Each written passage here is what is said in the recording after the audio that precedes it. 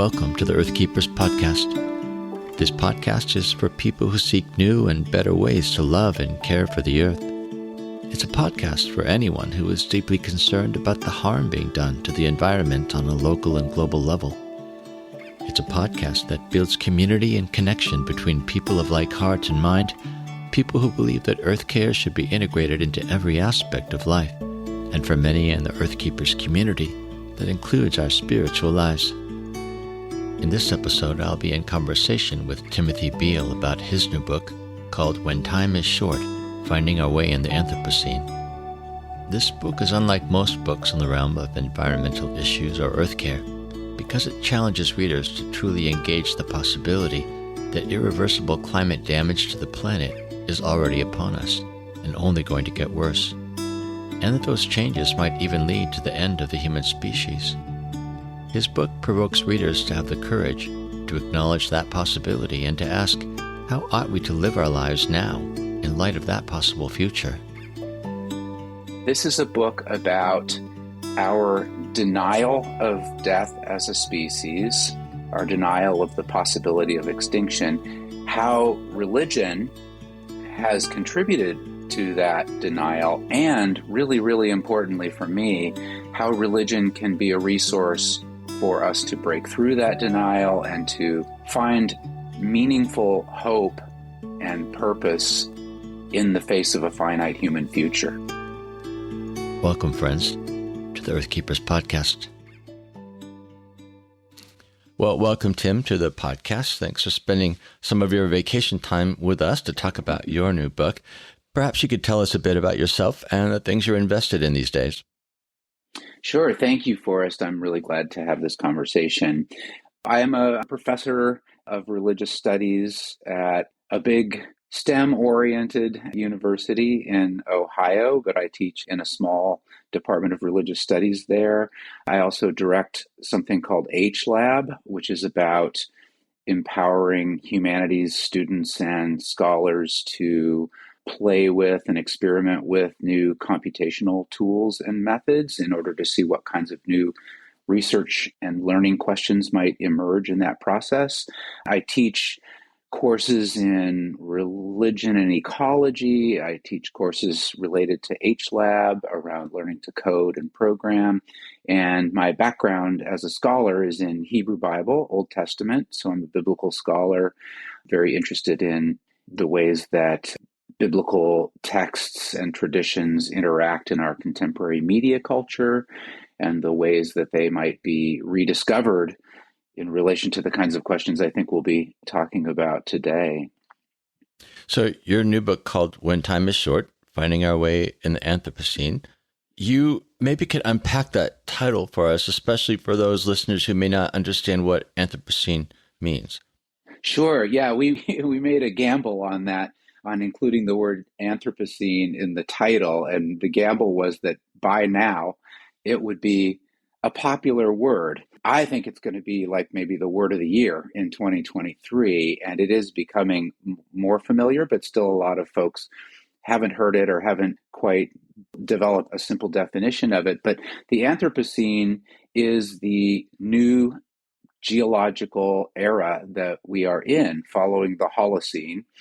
Most think it started around the middle of the 20th century with the atomic bomb and with the great acceleration of populations and all of these other kinds of things. But it refers to that new geological era in which human-caused changes to the environment are the dominant kinds of changes, that what we call anthropogenic, that is human-caused, human-originating behaviors, are the main drivers of change on our planet.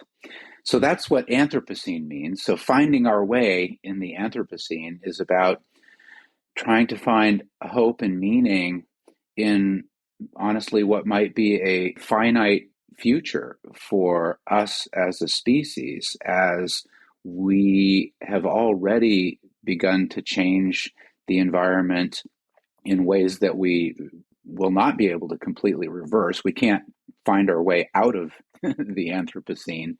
We're in it, and it's probably going to outlast us as a species. speech. So my three-floor elevator speech would be that this is a book about our denial of death as a species, our denial of the possibility of extinction, how religion has contributed to that denial, and really, really importantly for me, how religion can be a resource for us to break through that denial and to find meaningful hope and purpose in the face of a finite human future. So that's the three-floor elevator speech. This two-floor one is, this is not another before it's too late book. This is a what if it's already too late book. Can we have that conversation? And then the one floor elevator speech is that it's a book about what I would call a palliative approach to the human future.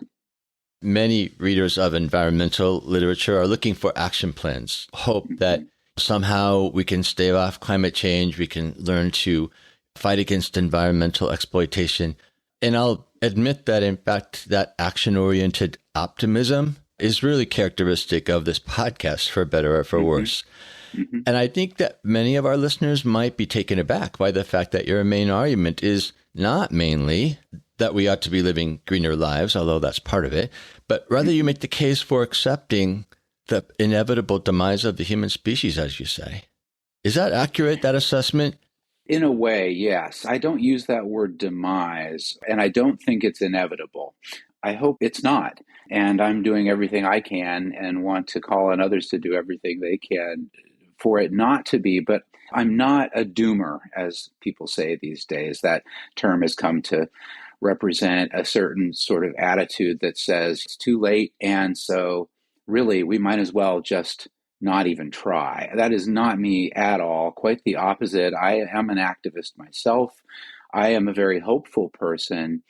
I am not saying that we stop the work by any means. I think it's what we need to be doing. I think there really is crucial work to be done, and it's not about accepting in that way. But what I want to do in this book and in my life is to open space for conversation about what if the work we're doing is not forever? What then? What really matters when time is short, if time is becoming short? And that's where the analogy to the palliative care comes into play. One of the things that we talk about in palliative care with an individual who is looking at maybe 5 years, maybe 10 years, maybe 5 months, maybe 5 days, whatever, is to face the reality that has to be faced and to accept the suffering that cannot be avoided, but at the same time, to alleviate and reduce the suffering that can be avoided, to reduce unnecessary suffering. And I think that's a big part of our activism that we need to be doing. There already is harm, and there already will be harm as a result of things that are happening right now today in terms of our environmental policies and practices of extraction. All of the injustices that are being generated by our practices. And part of what we need to be doing as environmental activists is to be working on alleviating the suffering that's already happening and already being caused by our actions. And I think sometimes when you think about that palliative analogy again, you could opt for the really expensive surgery that is going to break the healthcare system, break your family, make you sick and unhappy, and give you a 5% chance or a 2% chance to live another few months. Or you could focus on alleviating the suffering and focusing on the quality of life now. And I think some of our environmental policies and actions are so expensive and have such a slim possibility of making much of a difference, and yet we are ignoring so much suffering on the environmental justice side that really needs to be a focus. And one thing I noticed with the youngest generation of climate activists and environmental activists, Gen Z, is that many of them do focus on the social justice dimensions of our climate crisis, what already is happening and needs to be addressed. And sometimes our addiction to perpetuity, our need for hope to be forever, is blinding us to that kind of harm here and now that we could be working on. So for me, I think real hope versus optimism, and we can talk about the difference between hope and optimism in my mind, but real hope has to move through facing the reality of the bed we have made for ourselves and grieving that.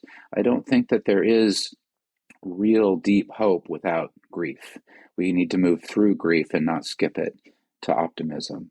I think one of my takeaways from your book is this idea that unless we are facing squarely the reality of possible extinction of the human species, that in some ways our actions, the way we live our life, is going to be somewhat disconnected from those realities. Right. And just as an exercise, I found myself, every time I picked up your book, I was pushing myself up against that possibility. I just had to imagine, what if the generations that are living today are the last generations? And I likened the feeling to that feeling of, I'm a little bit afraid of heights. And so sometimes I dare myself to walk to the edge of a tall building or of a cliff and look down, and that feeling of breathlessness. But there's something important about facing that. And that's what it felt like to me. I think there's so much in me, maybe in many people, that doesn't want to look at that possibility. And yet that's the truth that is probably inevitably going to shape our actions and what we actually do in terms of working for the earth and even our activism, I suppose.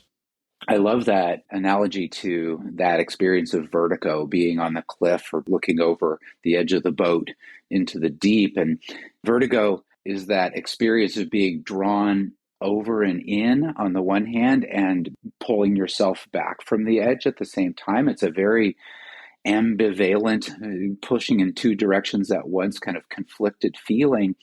And I think that there's something to that experience of vertigo that speaks to our deep individual human desire to lose ourselves in something bigger. Part of what's over that cliff or in that deep sea is the kind of mystery of the universe, if you will, of the everything that we are part of. And I think part of what we're processing in that is protecting our individual selves and at the same time being drawn into connection with everything. In religious studies terms, we call that ego annihilation, losing the self into something bigger. And Forrest, I think that's an experience that many of us have when we are trying to reconnect with our environment and with the rest of the natural world. The forest can evoke that same kind of vertigo, but there's something about the work that we need to be doing that's very simply about remembering our unexceptional place as humans within this world. And there's a kind of mysticism to that. There's a kind of losing oneself in that larger everything that is powerful and that I think can motivate our activism and can generate our hope and maybe make us a little less afraid of imagining that humans aren't going to go on forever or aren't going to outlast the planet in traditional Christian sorts of language, where the planet is almost like this stage where we're going to play out our human drama before we go back to be with God again. Yeah. This brings us actually to one of the core arguments of your book about disconnection, about dismemberment versus remembering. And you make the argument that human beings really, in a lot of ways, have been the agents of their own destruction because of that disconnection, because of the way that many of us have come to understand our position really against creation, our position over creation. Could you at least give us a sense of what you mean by that disconnection, even though it's quite a big concept? Give us a short version of what that means and maybe even how this has come to dominate so many of our worldviews, especially in the West. You're absolutely right that there is a lot to that in the book, and I spend a lot of time unpacking that because I think it's so central to our denial, to the denial that has gotten us to this place. And I do hope people will read and talk about where I go there. My shortest summary of that would be that we have, especially in the modern West, been driven by faith in what I call human exceptionalism. And exceptionalism is a way of thinking about disconnection. because it's this idea that we as humans are accepted from the rules of nature that all other living and non-living beings are subjected to, and that we are exceptional to the rest of creation. That goes back to a certain reading of just a few verses, barely a few verses in the Old Testament in the Bible, around that first creation story in Genesis 1, where God says to the humans after creating the humans on the sixth day, in God's image, to go and subdue and have dominion and rule over the other creatures, is what the biblical text says. But we've read that in the modern West as our charter of foundation for basically going and using maximally the rest of creation as our bounty and resource as the godlike rulers of the planet. So it has its roots in that biblical interpretation, and I spend some time unpacking how that unfolds into modern Western capitalism and global capitalism. But that's the kind of core of it.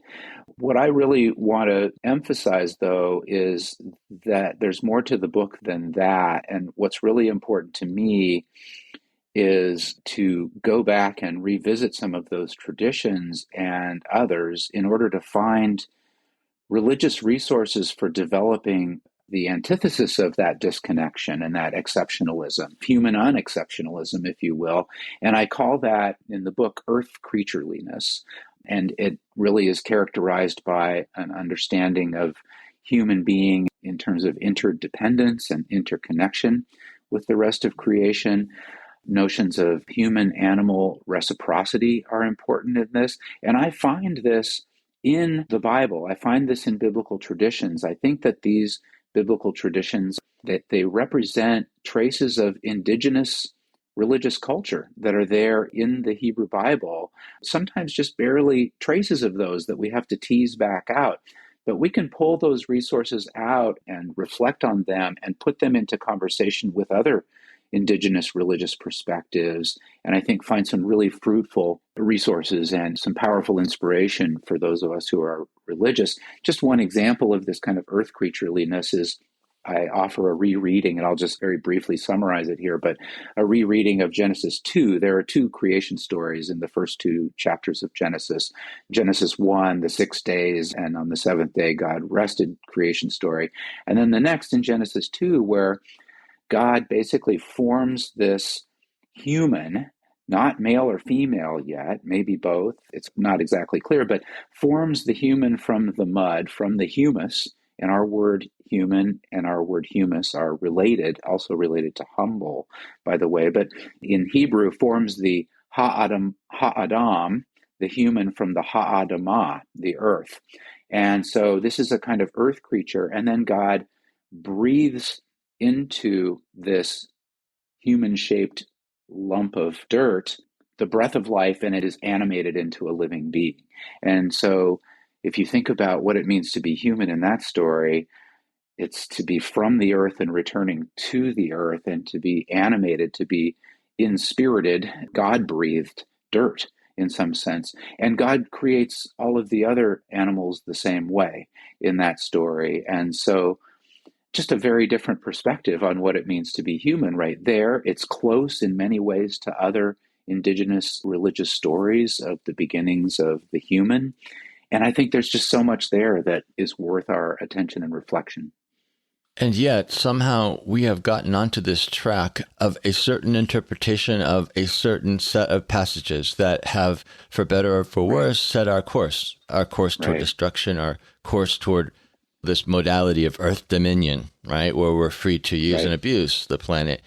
That's a really powerful core to so many people's worldviews, and is certainly what a lot of Christ followers have been taught to think.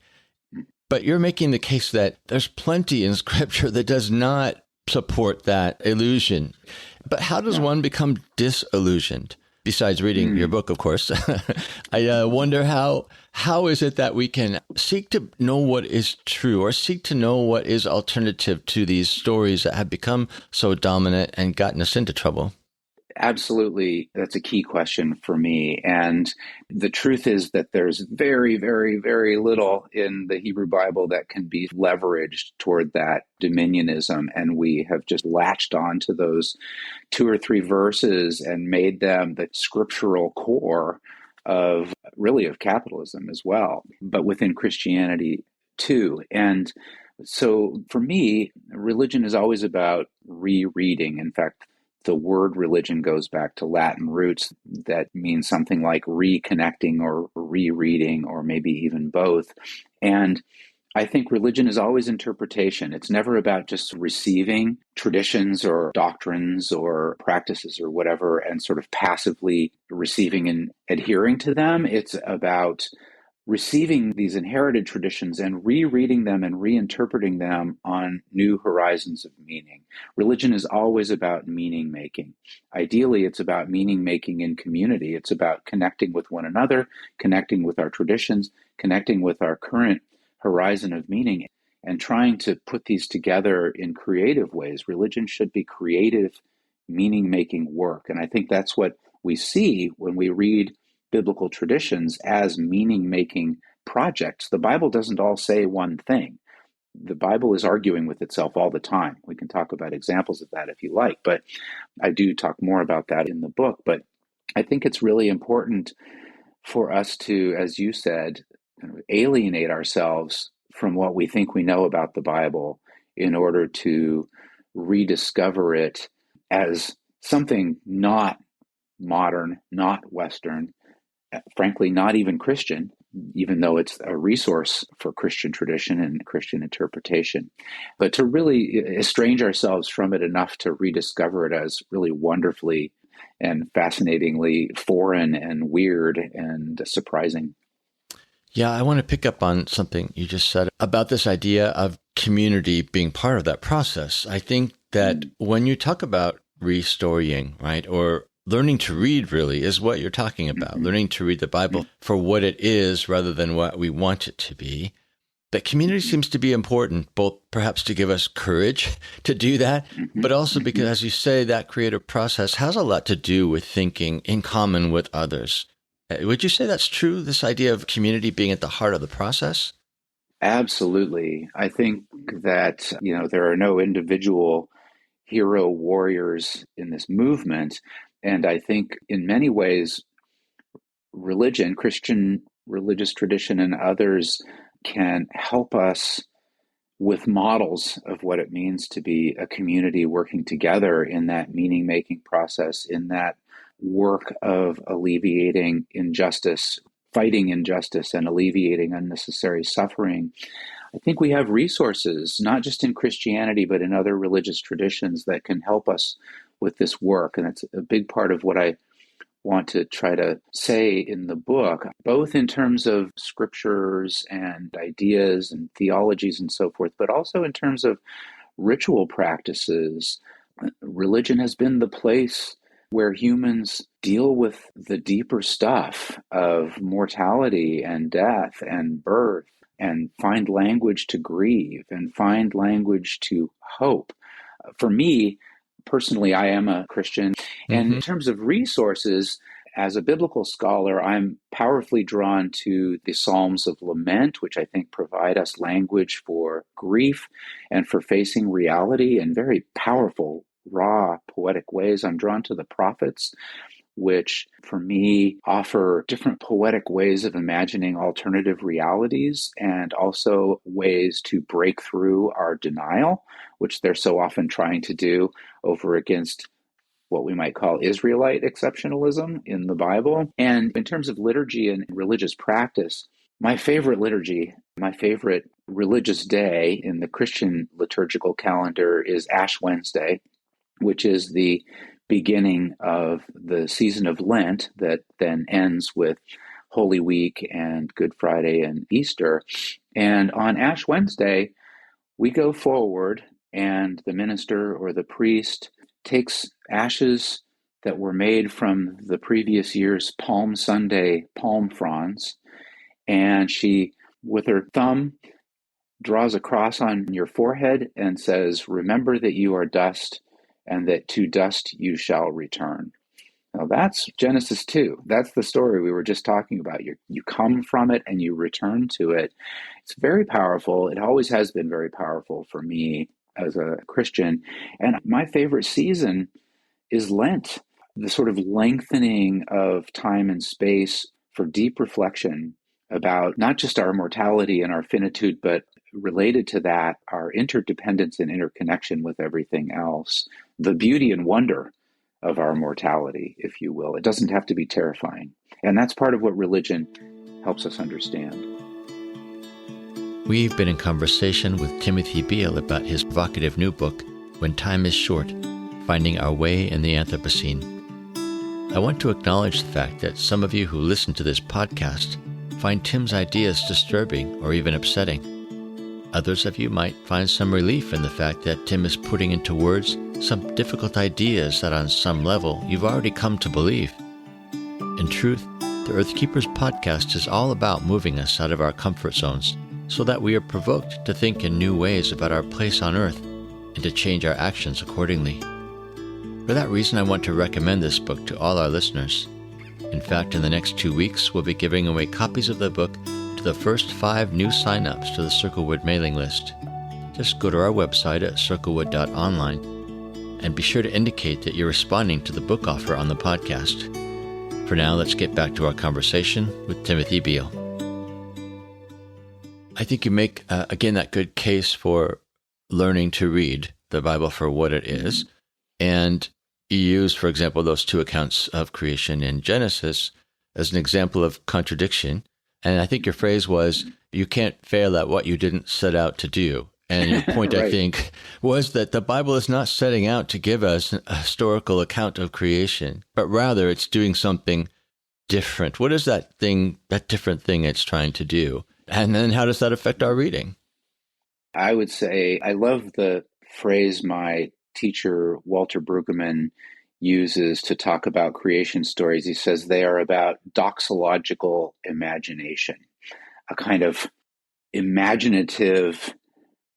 offering imaginative ways of seeing ourselves and our world and God in relation to one another. And the Bible will do that one way, and then it'll do that another way. As we see, just anyone listening who is not sure about that, just read the first 2 chapters of Genesis. They do not match up. They do not sync up in all kinds of ways. And we can't think that all of the different hands and all of the different people who have been part of the history of this literature missed that and accidentally ended up with 2 creation stories that don't sync up right there at the beginning. But there are others throughout the Bible too. There's a beautiful creation story summarized really in the divine speech from the whirlwind in the book of Job, a very different way of imagining the world's beginnings that really opens up space for us to think about the role of chaos and disorder and disorientation in creation and the ways in which new creative possibilities emerge out of the chaotic deep, and even something that feels very violent and disorienting to that. And so, yes, I think this is poetic language. This is that it's telling stories and singing songs in ways that can open up for us different ways of seeing ourselves and our world. So many would point to the misreadings of the Bible and the teachings of the church, historically speaking, as part of the problem that we're in today. Whether or not we're Christ followers, we live in a world that has been shaped by that ethos of domination. Yeah. So, if one agrees that the church is complicit in bringing that about, in entrenching that worldview, I'm wondering if you think that by implication, the church also is responsible or has the capacity to lead us to a different place, to a different understanding. Yes, absolutely. I do believe that there is a responsibility there, and I think a necessity there that if religion has had a big part to play in getting us into this mess, it needs to have a big part to play in helping us find a way through or out of it.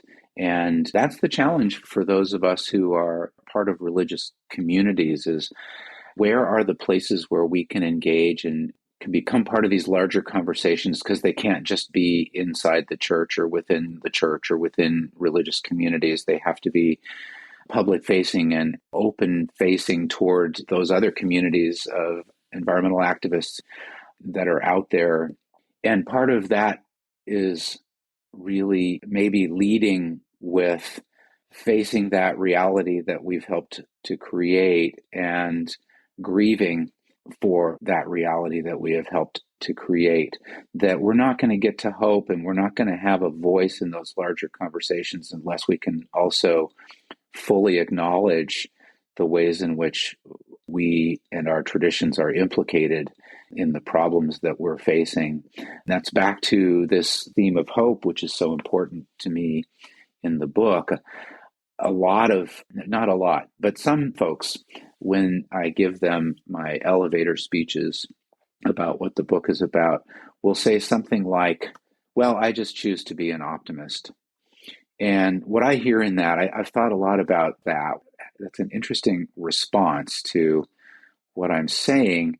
But what is going on there? It's almost like choosing not to think about the reality and the grief work that needs to be done and just sort of skipping over that and hoping for the best, if you will. And I don't think hoping for the best is real hope.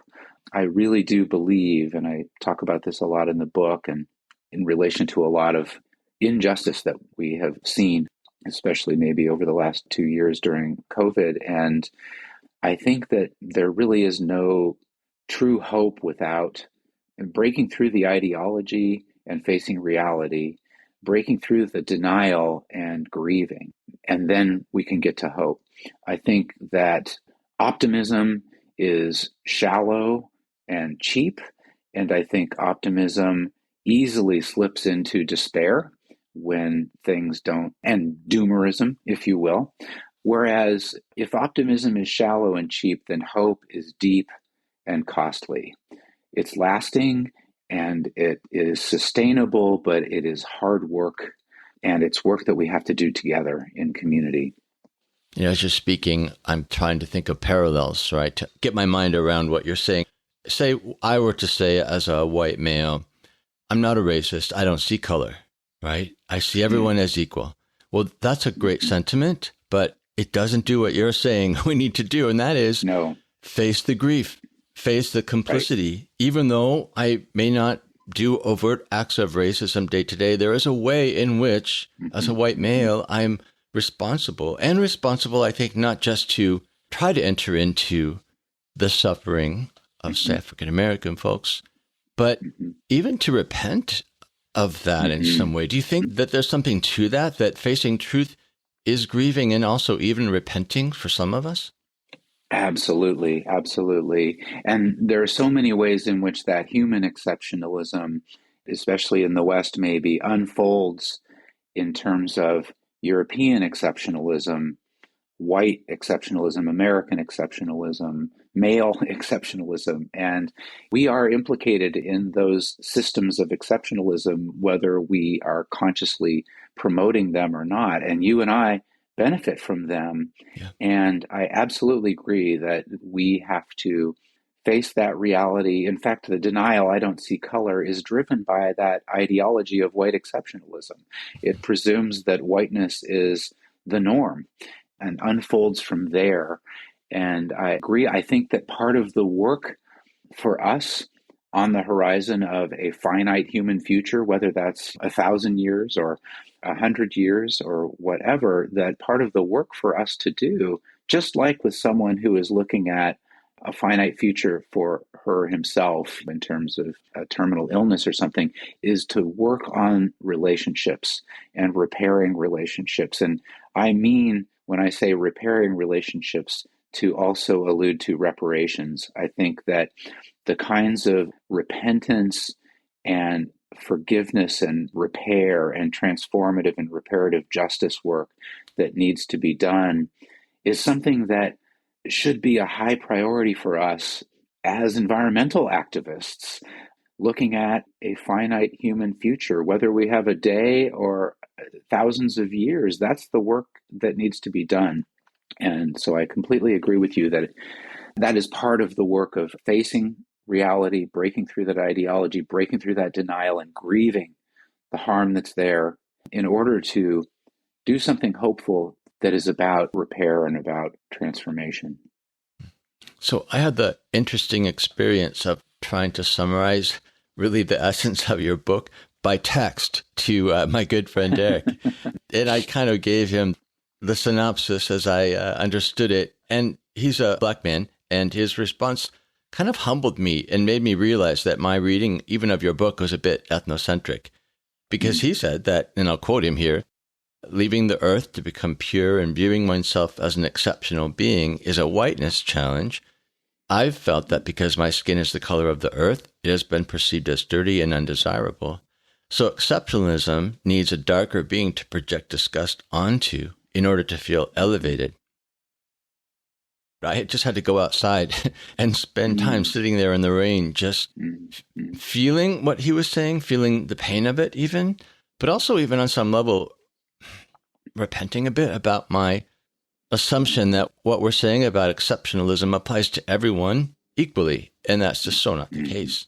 I'm wondering if you agree with him that in some ways exceptionalism and that conversation can be a whiteness issue. Yeah, I agree completely with that. I think that, yes, exceptionalism unfolds from human exceptionalism in general into Christian, European, American, white, and let's include male exceptionalism there. And that all of those are sort of implicated in this. There are levels of exceptionalism and rings of exceptionalism in some ways. And a lot of the work that we need to do is in unpacking those and dealing with those and facing the white racism and patriarchal androcentrism that drives so much of this. And in the book, I try to look back at some of the beginnings of that white exceptionalism and European exceptionalism in the early modern period, where there was this sort of emerging definition of the human over against, contrasted against, and this was a European white male human contrasted against the brown and black humans in other parts of the world and the indigenous humans in other parts of the world. There was this denigration of these other cultures that in many ways were much more connected and interdependent with their natural environments, denigrating those as quote unquote primitive and even not quite human. And that really justified what scholars call war capitalism. We used to call it early capitalism, some other term for early capitalism, but war capitalism, which really funded all of the later industrial capitalism in Europe by going and extracting land and labor and life from these other continents. And so this is deep, deep in us. And it's certainly in the American context. American exceptionalism and white exceptionalism are really absolutely entangled, and they implicate one another. Well, in your writing, you certainly don't assume that all cultures are complicit in maintaining this harmful worldview that sets people against nature. In fact, you point to indigenous cultures as the source of new knowledge, new understanding, maybe humbler ways of living in a more interdependent way with nature. And that's actually one of the core values of this podcast. So I'm very interested in that. But practically speaking, how can we seek these corrective perspectives? Like, what is the stance that we take that is teachable and yet not appropriating what we can learn? Yeah, really important question, and something we should all be super careful about. And part of that is back to being humble, depending on what our own identity is, being humble and listening and learning rather than simply taking these perspectives and using them ourselves. I'm really drawn to many of the younger climate activists who are drawing from their own indigenous cultural backgrounds.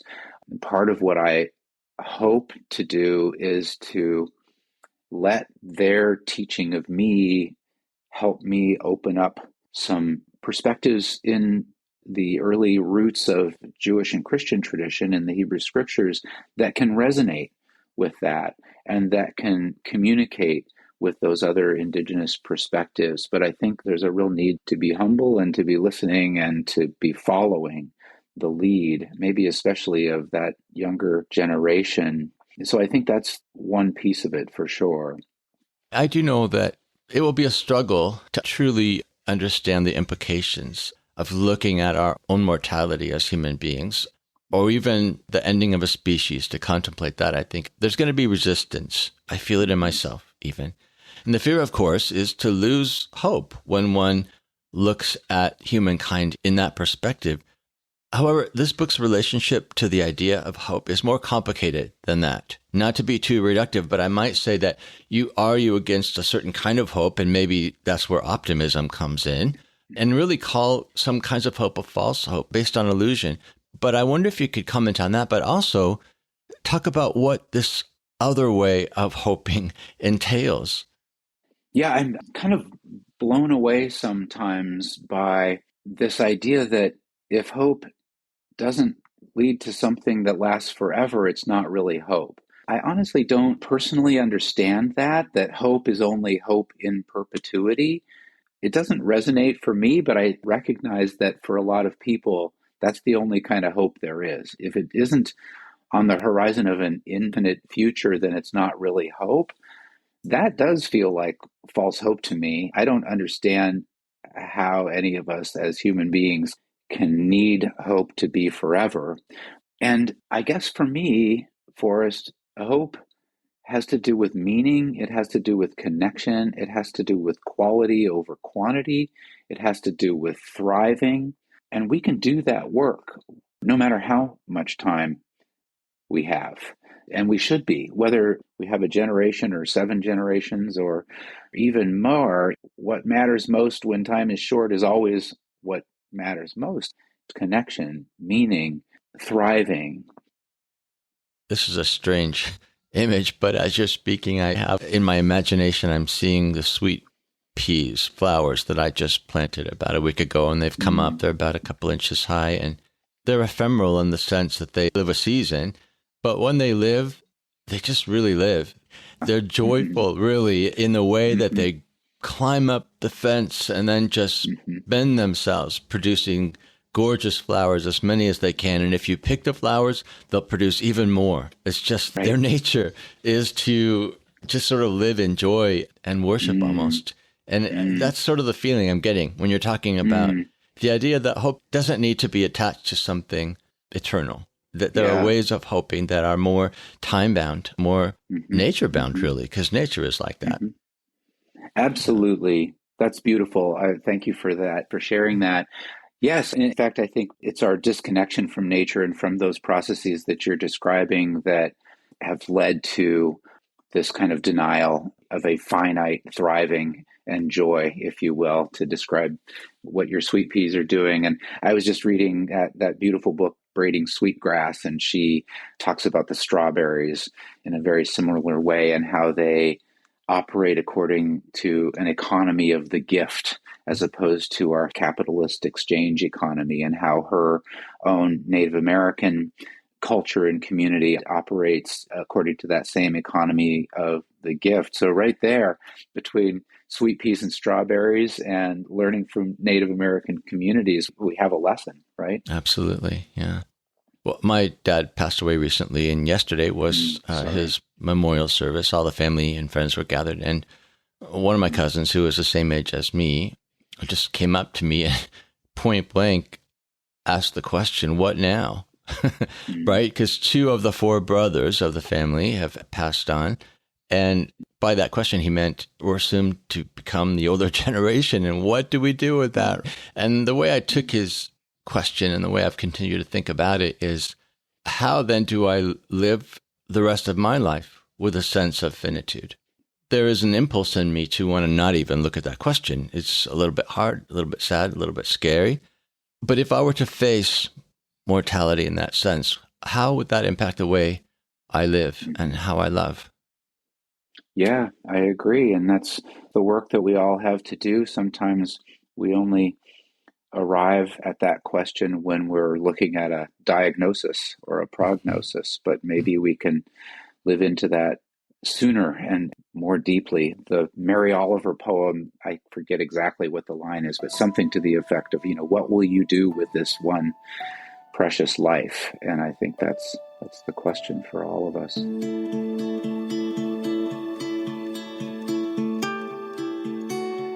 We've been in conversation with Timothy Beal about his new book, When Time is Short, Finding Our Way in the Anthropocene.